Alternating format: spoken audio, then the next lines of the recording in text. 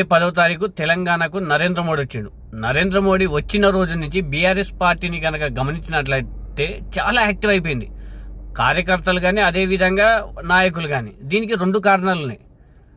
Bandi Sanjay, BJP పార్టీలో బలమైన నాయకుడు బండి సంజయ్ కొడుకు బండి భగీరథ ఇష్యూ కూడా అదే రోజు నుంచే మొదలైంది బలంగా. ఆ పోక్సో కేసు చట్టంలో ఒక సెంట్రల్ మినిస్టర్ కొడుకే ఉన్నాడు, బీజేపీ నాయకుడు కొడుకే ఉన్నాడని బీజేపీ పార్టీని డిఫెన్స్ లో పడేయడానికే చూసింది. ఇదొక కారణమా? ఇంకొక కారణం ఏంటంటే నరేంద్ర మోడీ ఆ మీటింగ్ లో రేవంత్ రెడ్డిని మాతో కలిసి పనిచేయండి అని ఒక మాట అన్నాడు. అది కేవలం తెలంగాణలోనే కాదు, నేషనల్ వైజ్ గా అది బాగా ఇష్యూ అయిపోతుంది.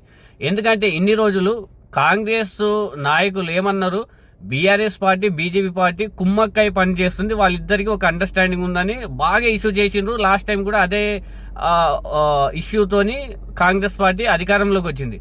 కానీ అధికారంలోకి వచ్చిన తర్వాత నుంచి చూస్తే మనం నరేంద్ర మోడీని రేవంత్ రెడ్డిని ఒక అన్నదమ్ముల్లాగా ప్రవర్తిస్తున్నారు. ఈ ఇష్యూ కూడా ఇన్ని రోజులు మీరు మమ్మల్ని అన్నారు కదా, ఇప్పుడు అంత పెద్ద బీజేపీకి పెద్ద దిక్కుగా ఉన్న నరేంద్ర మోడీ రేవంత్ రెడ్డి మా పార్టీలోకి రాడని అన్నాడు. వీళ్ళిద్దరి మధ్యలో ఎంత సన్నిహితం ఉంటే ఈ విధంగా అంటాడని బీఆర్ఎస్ పార్టీ వాళ్ళు కాంగ్రెస్ పార్టీని కూడా డిఫెన్స్ లో పడేసిండ్రు. దీని ద్వారా ఒక్కసారిగా తెలంగాణలో బీఆర్ఎస్ పార్టీకి చాలా ప్రజల్లో కూడా చాలా బలం ఏర్పడిందని చెప్పుకోవచ్చు.